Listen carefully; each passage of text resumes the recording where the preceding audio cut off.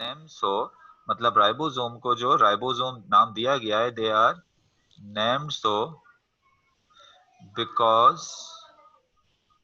Because of their high concentration of ribonucleic acid. मतलब क्या होता है कि राइबोसोम्स के अंदर दूसरे सेल ऑर्गेनेलीज के मुकाबले में राइबोन्यूक्लिक एसिड यानी आरएनए की कंसंट्रेशन या आरएनए की क्वांटिटी जो है वो इसकी ज्यादा होती है इसके अंदर। मतलब इसके अंदर आरएनए का अमाउंट ज्यादा होता है दूसरे सेल ऑर्गेनेलीज के मुकाबले में। तो इस वजह से इसको क्या नाम दिया गया है? इसको नाम दिया गया है राइबोसोम्स का। यहाँ पर राइबो का जो लफ्ज है वो किससे लिया गया है? राइबो का लफ्ज लिया गया है आरएनए से, यानी राइबो न्यूक्लिक एसिड। और सोमा का मतलब क्या होता है? बॉडीज, यानी ऐसी बॉडीज जिसमें राइबो न्यूक्लिक एसिड की कंसंट्रेशन क्या होती है? ज्यादा होती है। अच्छा, दूसरा पॉइंट जो बताया गया है आपकी बुक में राइबोसोम के हवाले से, तो दूसरे पॉइंट में कहता है कि both in found both in prokaryotic and eukaryotic type of cell. मतलब ये जो राइबोसोम होता है वो दोनों टाइप के सेल्स में पाया जाता है। ये प्रोकैरियोटिक टाइप ऑफ सेल में भी होता है एंड यूकैरियोटिक सेल में भी मौजूद होता है। पहले मैंने आपको जो सेल ऑर्गेनेलीज बताई थी वो ज्यादातर किस में होती हैं? वो होती हैं यूकैरियोटिक सेल में। लेकिन राइबोसोम क्या है? राइबोसोम दोनों सेल्स में पाया जाता है, प्रोकैरियोटिक सेल में भी पाया जाता है और ये किस में पाया जाता है? यूकैरियोटिक सेल में भी पाया जाता है। और आपको पता होगा कि प्रोकैरियोटिक सेल कौन सा सेल होता है? ऐसा सेल जिसमें वाज़ा तौर पे न्यूक्लियस नहीं होता उसको प्रोकैरियोटिक सेल कहते हैं, और जिसमें वाज़ा तौर पे न्यूक्लियस मौजूद होता है उसको यूकैरियोटिक सेल कहते हैं। ये प्रोकैरियोटिक सेल और ये यूकैरियोटिक सेल। तो राइबोसोम जो होते हैं वो दोनों में पाए जाते हैं। मतलब ये राइबोसोम प्रोकैरियोटिक सेल में भी देखें राइबोसोम है, ये जो मैं ग्रेन्युलर स्ट्रक्चर बना रहा हूँ ये क्या है? राइबोसोम। प्रोकैरियोटिक सेल में भी राइबोसोम है और ये यूकैरियोटिक सेल में भी क्या मौजूद है? राइबोसोम मौजूद है। लेकिन प्रोकैरियोटिक सेल में क्या होता है कि राइबोसोम जो होते हैं प्रोकैरियोटिक सेल के अंदर राइबोसोम जो है वो dispersed disperse in cytoplasm. Prokaryotic cell में राइबोसोम कैसे मौजूद होते हैं? They disperse in cytoplasm. यानी प्रोकैरियोटिक सेल में अगर आप देखें तो राइबोसोम साइटोप्लाज्म में डिस्पर्स होते हैं, ऐसे फैले हुए होते हैं। राइबोसोम पूरे साइटोप्लाज्म में ये डिस्पर्स हैं। जबकि यूकैरियोटिक सेल में ये किस तरह से इनकी पोजीशन होती है? ये कैसे? यूकैरियोटिक सेल में ये डिस्पर्स होते हैं साइटोप्लाज्म में, डिस्पर्स इन साइटोप्लाज्म। यानी यूकैरियोटिक सेल में भी ये साइटोप्लाज्म में भी डिस्पर्स होते हैं, फैले हुए होते हैं। And also attach with and also attach with and also attach with endoplasmic reticulum. मतलब प्रोकैरियोटिक सेल यूकैरियोटिक सेल में क्या होता है? यूकैरियोटिक सेल में एक तो क्या होता है कि ये डिस्पर्स होते हैं साइटोप्लाज्म में, जैसे आप देखें ये मैं बना रहा हूं डॉट, ये क्या है? साइटोप्लाज्म में डिस्पर्स। लेकिन उसके साथ साथ क्या होते हैं? उसके साथ साथ ये होता है कि ये एंडोप्लाज्मिक रेटिकुलम के साथ भी लगे हुए होते हैं। अब ये देखें, ये मैं जो ब्लैक बना रहा हूं यहाँ पर, ये किसके साथ लगे हुए हैं? ये एंडोप्लाज्मिक रेटिकुलम है, इसके साथ राइबोसोम लगे हैं। तो यूकैरियोटिक सेल में राइबोसोम एंडोप्लाज्मिक रेटिकुलम के साथ भी लगे हुए होते हैं और ये साइटोप्लाज्म में भी क्या होते हैं? साइटोप्लाज्म में फ्री भी जो है वो मौजूद होते हैं। क्योंकि प्रोकैरियोटिक सेल में एंडोप्लाज्मिक रेटिकुलम होता ही नहीं है, तो इस वजह से प्रोकैरियोटिक सेल में क्या होता है? प्रोकैरियोटिक सेल में ये फ्रीली डिस्पर्स होते हैं, यानी पूरे साइटोप्लाज्म में ये फ्रीली मौजूद होते हैं। जबकि यूकैरियोटिक सेल में साइटोप्लाज्म में भी फ्री मौजूद है और एंडोप्लाज्मिक रेटिकुलम के साथ भी लगे हुए हैं। और हमें पता है कि ऐसे एंडोप्लाज्मिक रेटिकुलम जिनके साथ राइबोसोम लगा हुआ होता है उनको कहते हैं रफ एंडोप्लाज्मिक रेटिक्यूलम। इसके बाद हम आ जाते हैं कंपोजिशन की तरफ कि एंडोप्लाज्मिक रेटिकुलम की केमिकल कंपोजिशन क्या होती है। मतलब ये किस केमिकल से बने हुए होते हैं? अगर हम इसकी केमिकल कंपोजिशन देखें तो ये बने हुए होते हैं RNA plus RNA plus protein. इनमें आरएनए भी होता है और इसमें क्या होता है? प्रोटीन भी होता है, क्योंकि दूसरे ऑर्गेनेलीज के मुकाबले इनमें आरएनए ज्यादा होता है, तो इसी वजह से इनको हम क्या कहते हैं, राइबोसोम्स। और इनमें प्रोटीन भी होते हैं। कहा जाता है कि about 50 different types of protein, कितने डिफरेंट टाइप्स के प्रोटीन, about 50 different types of protein are found in the ribosomes. यानी यूकैरियोटिक राइबोसोम होते हैं, इसमें आरएनए तो होता ही है, आरएनए के साथ, और इसमें कौन सा वाला आरएनए होता है, इसकी स्ट्रक्चर कौन सा वाला आरएनए बनाता है, हमने आरएनए 3 तरह के आरएनए पढ़े थे, राइबोसोमल आरएनए, मैसेंजर आरएनए, और कौन सा आरएनए था, ट्रांसफर आरएनए। ये जो राइबोसोम्स के अंदर जो होते हैं वो कौन से वाले आरएनए होते हैं, राइबोसोमल आरएनए मौजूद होते हैं। इसकी जो स्ट्रक्चर बनाते हैं वो कौन से आरएनए बनाते हैं, वो राइबोसोमल आरएनए बनाते हैं। और अगर प्रोटीन की बात करें तो 50 डिफरेंट टाइप्स के प्रोटीन जो हैं वो क्या होते हैं, इनमें मौजूद होते हैं। तो ये तो हो गई इसकी केमिकल कंपोजिशन, ये केमिकल कंपोजिशन हो गई। यहाँ पर हमने डिस्कस कर लिया कि राइबोसोम को राइबोसोम नाम क्यों दिया गया। फिर हमने ये भी डिस्कस कर लिया कि ये दोनों सेल में होता है, प्रोकैरियोटिक सेल में भी होता है और यूकैरियोटिक सेल में होता है। और ये बात भी डिस्कस कर ली कि प्रोकैरियोटिक सेल में किस तरह अरेंज होता है, किस तरीके से कहाँ मौजूद होता है प्रोकैरियोटिक सेल में, और यूकैरियोटिक सेल में कहाँ कहाँ मौजूद होता है। इस चीज को हमने डिस्कस किया। आगे हम थोड़ी सी अब इसके स्ट्रक्चर, इसको क्लोजली अगर हम इसकी स्ट्रक्चर देखें, अब हम राइबोसोम की क्लोज थोड़ी सी स्ट्रक्चर देखेंगे। इसकी तस्वीर लेना चाहें स्क्रीन की तो आप ले लें, इसको मैं अभी मिटाने लगा हूं। अगर स्टूडेंट इसकी तस्वीर लेना चाह रहे हैं, स्क्रीन की तस्वीर ले लें। इसके बाद फिर मैं इसको जो लिखा हुआ है ये मैं मिटा दूंगा। तो अगर आप देखें, आगे हम इसकी राइबोसोम की थोड़ी सी स्ट्रक्चर की बात करेंगे कि राइबोसोम की स्ट्रक्चर किस तरह की होती है। अगर एक राइबोसोम को हम सेल से निकाल कर देखें तो राइबोसोम की स्ट्रक्चर किस तरह की होती है। सर जी जी पूछें। सर ये 15 type of the protein cytoplasm में होते हैं या फिर राइबोसोम्स में होते हैं? क्या चीज? 50 टाइप ऑफ प्रोटीन, ये बेसिकली राइबोसोम की बात की जा रही है यहाँ पर। एग्जैक्टली अगर मैं आपको बताऊं तो आपकी बुक में देखें, they are composed of about 50 और more different kind of protein. मैंने यहाँ पर 50 कहा है, लेकिन आपकी बुक में कह रहा है कि 50 और more different kind of protein, यानी 50 से भी ज्यादा प्रोटीन हो सकते हैं किसमें, राइबोसोम के अंदर। आरएनए के साथ साथ, आरएनए तो सिर्फ एक ही टाइप का होता है ना इसमें, कौन से टाइप के आरएनए का बना हुआ होता है, राइबोसोमल आरएनए। लेकिन प्रोटीन कह रहा है 50 से डिफरेंट टाइप के प्रोटीन ऐसे होते हैं। अगर सेल की बात करोगे तो सेल में तो हजारों टाइप के प्रोटीन होते हैं पूरे। सर जी जी पूछे। सर राइबोसोम को हम राइबोन्यूक्लियोप्रोटीन कह सकते हैं? जी राइबोन्यूक्लियोप्रोटीन कह सकते हो, बिल्कुल सही, आप राइबोन्यूक्लियोप्रोटीन भी इसको कह सकते हैं, राइबोन्यूक्लियोप्रोटीन कह सकते हैं। आ जाए अब इसके स्ट्रक्चर की तरफ आ जाते हैं। राइबोसोम को अगर हम एक निकाल कर देखें राइबोसोम, तो उसका स्ट्रक्चर कैसा होता है। मैं यहाँ हेडिंग दे देता हूँ, स्ट्रक्चर ऑफ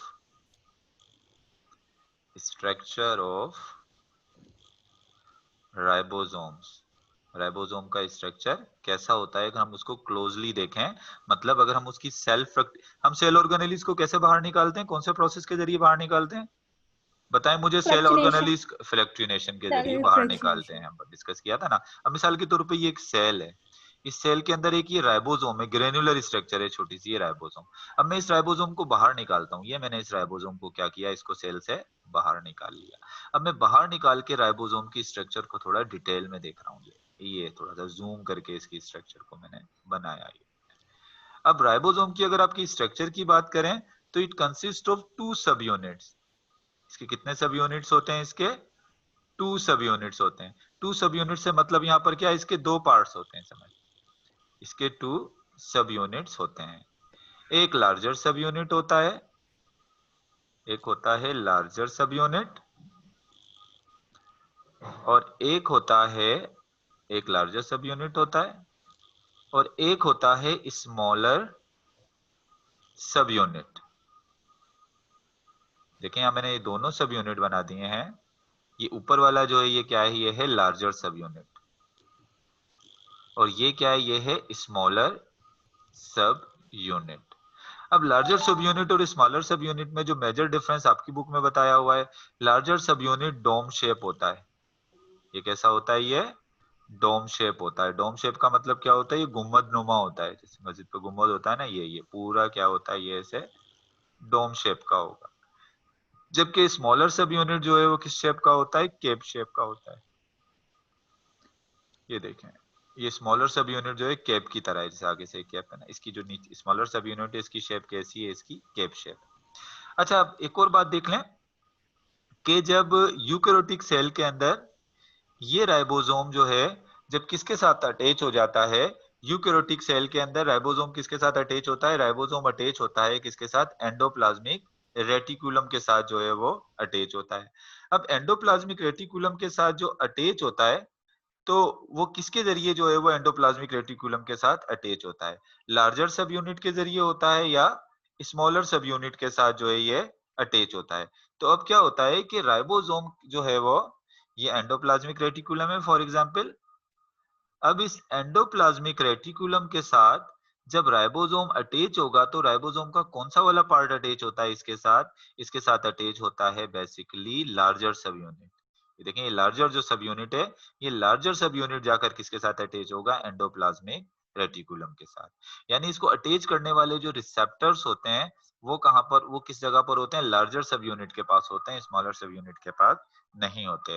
तो ये कहां, किसके जरिए, मतलब ये पॉइंट इंपॉर्टेंट है, आपने याद रखना है कि यूकेरोटिक सेल में राइबोसोम जब अटैच होता है किसके साथ? एंडोप्लाज्मिक रेटिकुलम के साथ, तो वो किसके साथ, कौन से सब यूनिट के जरिए अटैच होता है? वो बेसिकली अटैच होता है लार्जर सब यूनिट के साथ अटैच होता है। एक सेल के अंदर एक सेल के अंदर कितने चैट राइबोसोम? मोबाइल रखने में प्रॉब्लम होती आवाज नहीं स्टूडेंट्स, आवाज ना आए आप लोगों की। अब एक, अगर हम बात करें कि एक राइबोसोम, एक सेल के अंदर कितने राइबोसोम्स हो सकते हैं?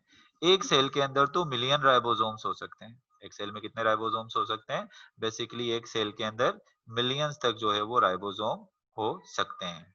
अच्छा, अब ये राइबोसोम सेल में बनते किस जगह पर हैं? अगर हम देखें कि राइबोसोम की जो है वो सिंथेसिस, राइबोसोम की सेल में सिंथेसिस किस जगह पर होती है? अब देखें, ये एक सेल है। अब नॉर्मली सेल में जो राइबोसोम मौजूद है वो कहाँ मौजूद है? वो ये मौजूद है साइटोप्लाज्म के अंदर। सेल में जो राइबोसोम मौजूद है बेसिकली वो साइटोप्लाज्म में मौजूद है। लेकिन ये साइटोप्लाज्म में आ कहाँ से रहे हैं? असल में ये साइटोप्लाज्म में जो आते हैं, किस जगह से बनकर आते हैं? ये लार्जर और स्मॉलर सब यूनिट बनता किस जगह पर है? साइटोप्लाज्म में आकर तो ये कंबाइन होकर, ये दोनों सब यूनिट कंबाइन होके क्या बना लेते हैं? राइबोसोम। कहाँ कंबाइन होते हैं? कंबाइन होते हैं ये साइटोप्लाज्म में। लेकिन ये लार्जर और स्मॉलर सब यूनिट बनके कहाँ से आते हैं? ये बनकर कहाँ से आते हैं? ये आते हैं न्यूक्लियस के अंदर एक स्ट्रक्चर होती है। जब हम न्यूक्लियस डिस्कस करेंगे तो बात करेंगे। न्यूक्लियस में एक स्ट्रक्चर होती है जिसको हम कहते हैं न्यूक्लियोलस। क्या कहते हैं? न्यूक्लियोलस। ये न्यूक्लियस है और न्यूक्लियस के अंदर एक स्ट्रक्चर है न्यूक्लियोलस। न्यूक्लियोलस के अंदर बनते हैं ये स्मॉलर और लार्जर सब यूनिट, और न्यूक्लियस से ट्रांसपोर्ट होके कहाँ आ जाते हैं? न्यूक्लियस में न्यूक्लियर मेम्ब्रेन के अंदर जो पोर्स होते हैं जिनको हम न्यूक्लियोपोर्स कहते हैं, उनके जरिए बाहर निकलते हुए कहाँ आ जाते हैं? ये आ जाते हैं साइटोप्लाज्म में। और लार्जर और स्मॉलर सब यूनिट जो साइटोप्लाज्म में आ जाते हैं, तो वहां पर आकर मिलकर क्या बना लेते हैं? वहां मिलकर ये बना लेते हैं राइबोसोम्स। तो अगर आपसे पूछा जाए कि राइबोसोम्स की कहां पर ओरिजिनेट होते हैं, राइबोसोम जो है इनकी ओरिजिन क्या है, कहां से ये बनते हैं? तो इनकी ओरिजिनेट जो होते हैं वो कहां पर होते हैं? वो होते हैं न्यूक्लियोलस में। न्यूक्लियस के अंदर एक स्ट्रक्चर होती है न्यूक्लियोलस, जहां पर जो है ये राइबोसोम ओरिजिनेट होते हैं। अगर हम राइबोसोम के फंक्शन की बात करें तो बहुत सिंपल सी बात है। राइबोसोम को हम क्या कहते हैं? राइबोसोम को हम कहते हैं प्रोटीन फैक्ट्रीज। इनको हम क्या कहते हैं? प्रोटीन फैक्ट्रीज कहते हैं। क्यों इनको हम प्रोटीन फैक्ट्रीज कहते हैं? क्योंकि सेल का जो प्रोटीन होता है, सेल को जो प्रोटीन बनाकर देता है वो कौन देता है? राइबोसोम। क्योंकि they are involve in protein synthesis. Cell के पास जितना भी प्रोटीन आता है वो प्रोटीन कहां से बनकर आता है? वो प्रोटीन बनकर आता है राइबोसोम से। तो राइबोसोम प्रोटीन बनाता है, तो इस वजह से राइबोसोम को हम क्या कहते हैं? Ribosome are also called protein factories. फिर इस प्रोटीन की फिनिशिंग कहां पर होती है? बनता तो प्रोटीन राइबोसोम में, लेकिन फिनिशिंग के लिए कहां चला जाता है? फिनिशिंग के लिए चला जाता है गोल्जी बॉडीज में। उसकी फिनिशिंग कौन करता है प्रोटीन की, और उसको ट्रांसपोर्ट कौन करता है? वो करता है बेसिकली गोल्जी बॉडीज। तो ये बातें कुछ याद रखा करें, जैसे प्रोटीन फैक्ट्रीज राइबोसोम हो गया, पावर हाउस क्या हो गया? माइटोकॉन्ड्रिया हो गया सेल का। So it was all about ribosome. What are the important point of ribosome which I told you today? First of all, I told you that why ribosomes are named so, because they have high concentration of RNA. That's why they are called as ribosomes. The term ribo is come from RNA. Now after that, I told you that ribosomes are found both in both in prokaryotic cell as well as in eukaryotic cell. But there is a difference of arrangement in prokaryotic cell and in eukaryotic cell. In prokaryotic cell, they are dispersed in cytoplasm, while in eukaryotic cell, they disperse in cytoplasm, but they also found attached with endoplasmic reticulum. After that, I told you about the chemical composition. They are made up of RNA plus protein. And after that, I told you about their structure. They compose of two subunits. When we take out a ribosome and we examine it closely, it is made up of two subunits. This is called larger subunit and this is called smaller subunit. And the ribosome attached with endoplasmic reticulum with the help of this larger subunit. After that, what is the function of ribosome? The function of ribosome is protein synthesis. They are involved in protein synthesis. That's why they are called protein factories of cell. So this was all about ribosome. Now I will tell you about another non-membrane bounded organelles, which is centrosome and centriole. तो now we will discuss centrosome and centriole. इसकी अगर आप तस्वीर लेना चाहें तो तस्वीर ले लें स्क्रीन की, इसको फिर मैं मिटा देता हूँ। जी जी पूछें। सर जी पूछो। सर कुछ एंजाइम ऐसे होते हैं जो सर एंजाइम होते हैं ना सर, वो भी तो प्रोटीन नेचर होते हैं, तो सर वो भी राइबोसोम्स बनाते हैं? राइबोसोम ही बनाते हैं, एंजाइम्स को राइबोसोम बनाते हैं, बेसिकली सही है। सिर्फ आरएनए को छोड़कर बाकी सारे के सारे जो राइबो एंजाइम को छोड़कर बाकी सारे एंजाइम जो हैं यही बनाते हैं, सही है ना। अब आ जाते हैं दूसरे non membrane bounded cell organelles की तरफ, जिसको हम क्या कहते हैं? जिसको हम कहते हैं सेंट्रोसोम या सेंट्रियोल। अच्छा, जो स्टूडेंट एंट्री टेस्ट की तैयारी कर रहे हैं तो वो ख्याल रखें कि बस ये जो मैंने पॉइंट्स आपको बता दिए हैं, इन्हीं पॉइंट्स के हवाले से अपने कॉन्सेप्ट क्लियर कर लें।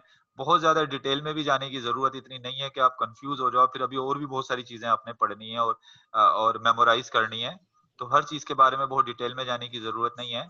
बस अपना बेसिक कॉन्सेप्ट इन छोटी छोटी चीजों का क्लियर कर लें, फिर आगे जितनी आपकी बुक्स में इंफॉर्मेशन दी हुई है इतनी इंफॉर्मेशन आपके लिए क्या है? काफी है। अब हम दूसरे नॉन मेम्ब्रेन बाउंडेड ऑर्गेनेलीज की तरफ चलते हैं, जो क्या है? जो है सेंट्रियोल और सेंट्रोसोम। अब फर्क क्या होता है सेंट्रियोल और सेंट्रोसोम में? चलो पहले मैं आपको थोड़ा सा फर्क बता देता हूँ। ये सेंट्रियोल और सेंट्रोसोम में फर्क क्या है? कभी लिखा हुआ आता है सेंट्रियोल और कभी होता है सेंट्रोसोम। चलो मैं इसको लिख देता हूँ सेंट्रोसोम, सेंट्रोसोम, और उसके साथ इनको जो है वो कभी कभी सेंट्रियोल का भी लफ्ज आपके पास सुनने को मिलता है, ये सेंट्रियोल भी कहते हैं इसको। अब क्या फर्क होता है सेंट्रोसोम और सेंट्रियोल में? देखो असल में कुछ भी नहीं है। असल में क्या होता है कि जो एनिमल का सेल होता है, प्लांट के सेल में सेंट्रोसोम मौजूद नहीं होता या सेंट्रियोल मौजूद नहीं होता। अब क्या होता है, जो एनिमल के सेल का न्यूक्लियस होता है, एनिमल के सेल के न्यूक्लियस के पास दो सिलेंड्रिकल या आप कह सकते हो बैरल शेप की या दो सिलेंड्रिकल स्ट्रक्चर मौजूद होती हैं। एक ये हो गई और एक ये हो गई। इन दो सिलेंड्रिकल स्ट्रक्चर को हम क्या कहते हैं? इन दोनों को तो हम सेंट्रियोल कहते हैं। इन दोनों को हम क्या कहते हैं? इसको हम कहते हैं सेंट्रियोल।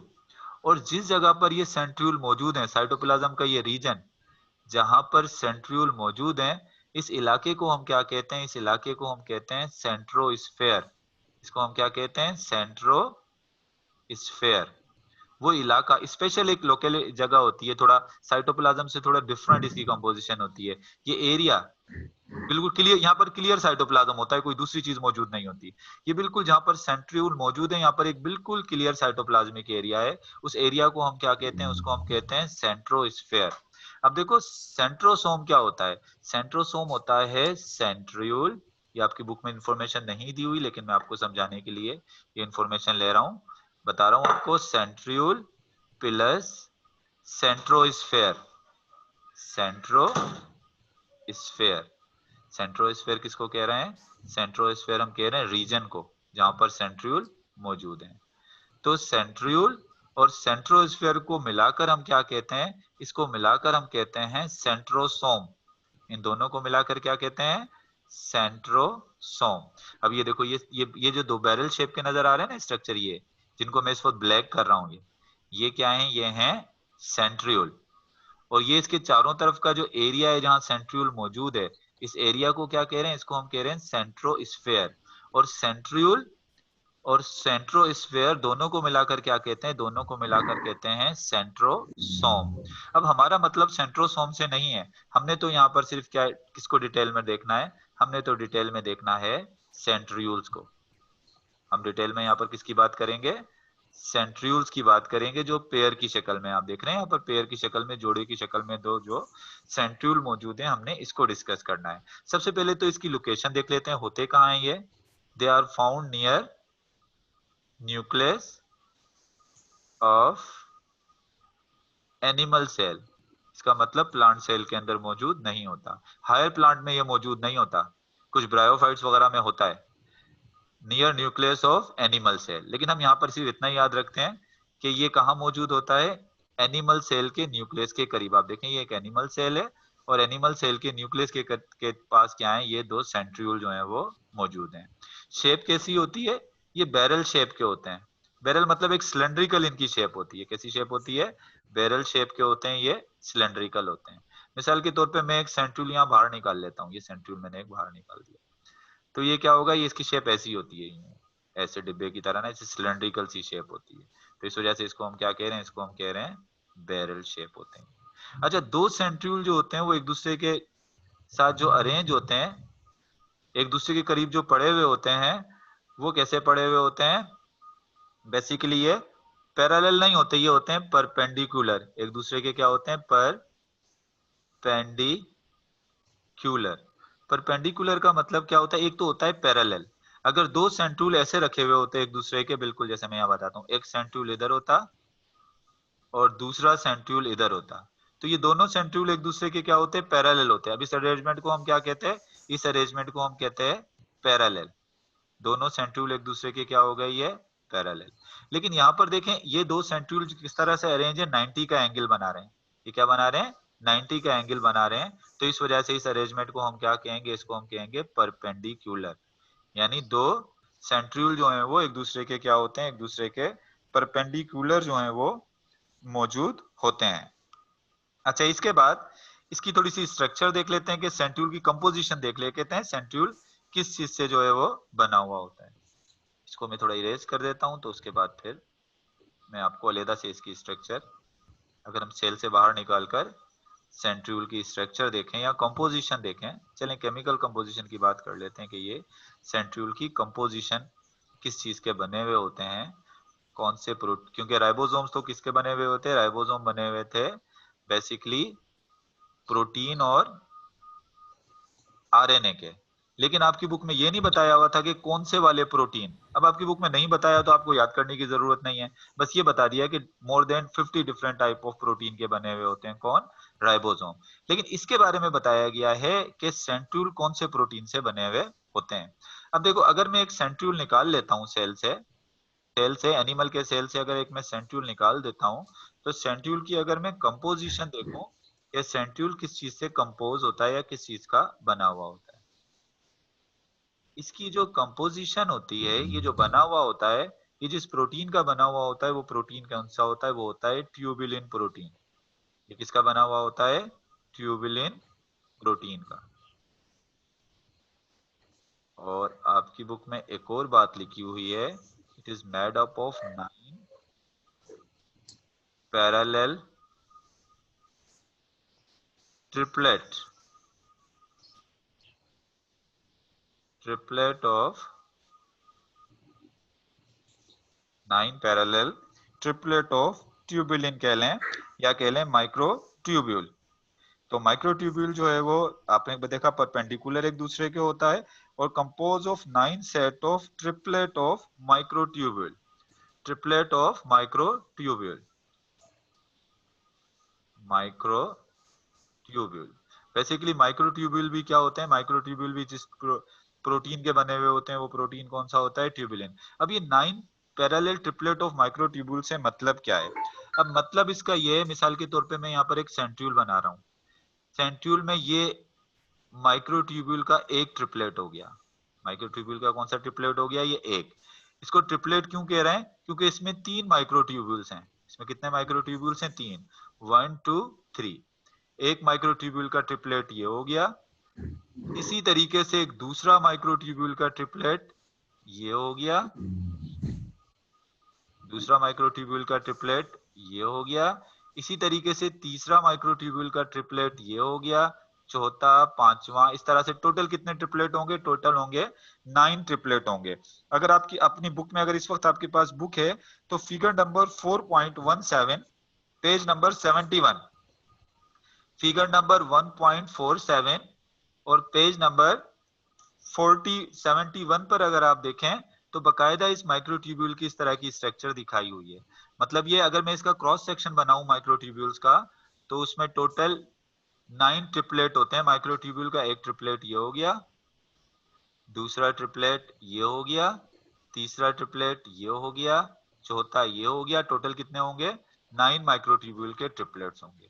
और ये 9 माइक्रोट्यूब्यूल के ट्रिपलेट मिलकर क्या बनाते हैं? ये मिलकर बनाते हैं एक जो है वो माइक्रोट्यूब्यूल्स। यहाँ पर मैं स्ट्रक्चर उस तरह से ड्रा नहीं कर पा रहा हूँ। अगर आप अपनी बुक में देखेंगे तो बुक में बहुत क्लियरली जो है वो 9 माइक्रोट्यूब्यूल्स के ट्रिपलेट जो है वो दिखाए गए हैं, जिनसे मिलकर क्या बनता है? जिनसे मिलकर एक सेंट्रियूल जो है वो बनता है। तो ये तो जनरल सी स्ट्रक्चर है सेंट्रियूल की। इसके बाद हम आ जाते हैं कि सेंट्रियूल काम किस चीज के आते हैं, फंक्शन क्या होता है सेंट्रियूल का, सेंट्रियूल किस काम आते हैं। अगर हम सेंट्रियूल का फंक्शन देखें तो सेंट्रियूल के फंक्शन में सबसे पहला फंक्शन तो सेंट्रियूल का ये आ जाता है, एनिमल सेल के अंदर जब सेल डिवाइड होता है, हमने पढ़ा हुआ है कि जब एनिमल सेल में सेल डिवाइड होता है तो न्यूक्लियस डिसअपियर हो जाता है और न्यूक्लियस की जगह पर एक इस तरह की एक बाइकोनिकल स्ट्रक्चर आ जाती है। न्यूक्लियस की जगह पर जो ये बाइकोनिकल स्ट्रक्चर आ जाती है इसको हम कहते हैं स्पिंडल। इसको हम क्या कहते हैं? स्पिंडल। जब हम सेल डिवीजन पढ़ेंगे तब हम स्पिंडल को डिटेल में डिस्कस करेंगे। तो एनिमल सेल के अंदर जो स्पिंडल, मेरी आवाज सही नहीं आ रही? अब आ रही है आपको मेरी आवाज सही? सर आवाज सही नहीं आ रही। अच्छा, अब आ रही है मेरी आवाज सही आपको? जी, अब आ रही है मेरी आवाज आपको सही? सर फिर से रिपीट करिएगा। हाँ, मैं देखो फंक्शन को रिपीट करूं, फंक्शन को रिपीट करूं। अब आप देखें आपकी आवाज में इशू हो रहा है। एक स्टूडेंट के साथ हो रहा है या और भी स्टूडेंट मुझे बताएं अगर आवाज में इशू हो रहा है। बाकी स्टूडेंट को सही आ रही है आवाज? स्टूडेंट्स आप मुझे बताएं। मैं 1 मिनट आपको अनम्यूट करता हूं, शायद नो सर इशू है बीबी वॉइस का। वॉइस का इशू आ रहा है, इशू वॉइस का आ रहा है। 1 मिनट में आपको थोड़ा अनम्यूट करता हूं तो उसके बाद 1 मिनट 1 मिनट रुकिएगा। वैसे हमारी मीटिंग खत्म होने वाली है लेकिन मैं इसको दोबारा स्टार्ट कर दूंगा इस मीटिंग को। 1 मिनट मैं थोड़ा फैन ऑफ करता हूं।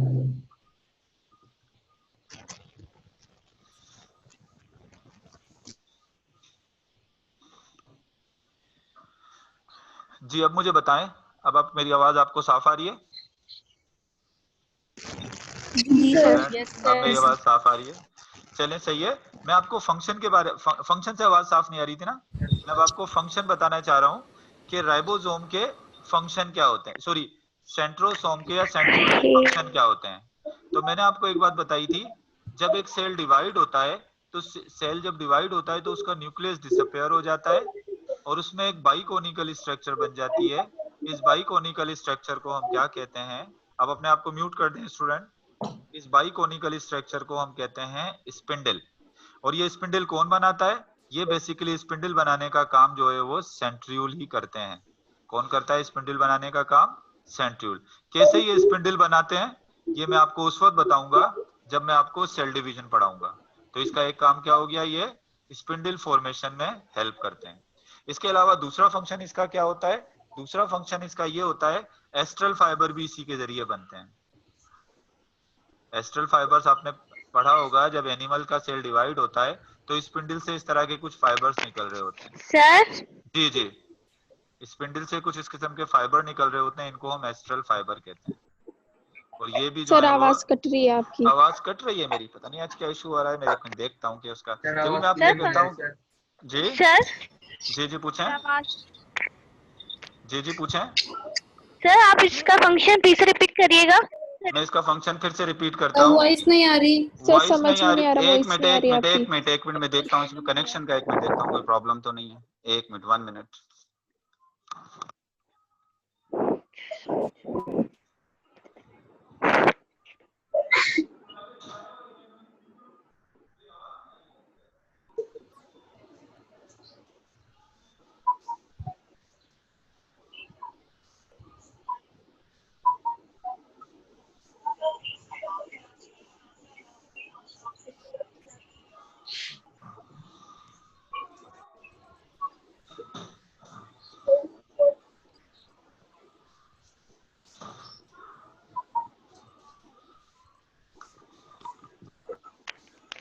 स्टूडेंट अब मेरी आवाज आप बताएं, आपको मेरी आवाज आ रही है? स्टूडेंट अब मेरी आवाज आ रही है आपको? असल में मैं आपको बता रहा हूँ कि ये असल में 3 बजे ना लाइट जाने का टाइम होता है। मैं इसी वजह से जो है वो 4 बजे क्लास रखता हूँ या 3:45 पे, क्योंकि उस टाइम जो है वो लाइट होती है। तो सिग्नल का, अगर लाइट नहीं होती तो सिग्नल का थोड़ा प्रॉब्लम होता है। चले अब मैं आपको बताता हूँ कि स्पिंडल का काम क्या होता है, सॉरी सेंट्रियोल का काम क्या होता है। सर आवाज ही नहीं आ रही। आवाज इस वजह से भी आपको, क्योंकि मैंने आपको बताया ना कि जो हमारी 3:45 पे जो क्लास होती है, 4 बजे वाली क्लास होती है ना, उसमें आवाज का इशू नहीं होगा, क्योंकि उसमें प्रॉब्लम क्या उसमें। अच्छा ऐसा करता हूँ मैं इसके फंक्शन समझा के फिर आपकी वीडियो अपलोड करता हूँ, फिर आप उसमें से देखिएगा, फिर मुझसे आवाज नहीं आ रही। आवाज नहीं आएगी मेरी अभी, मैं वीडियो बनाकर अपलोड करता हूँ आपको इसका। सर आवाज ही सही नहीं आ रही। 1 मिनट। सर आवाज नहीं आ रही। सर शाम को टाइम कर दे, शाम को। असल में ये टाइम ऐसा है कि इसमें आवाज का प्रॉब्लम थोड़ा होता है। मैं इसकी वीडियो आप लोगों को सेंड, जी मैं इसकी वीडियो आपको सेंड कर दूंगा। फंक्शन में यहाँ पर समझा रहा हूँ, फिर मैं वीडियो सेंड कर दूंगा, या व्हाट्सएप पर इसके फंक्शन को मैं व्हाट्सएप पे डिस्कस कर लूंगा। सही है ना?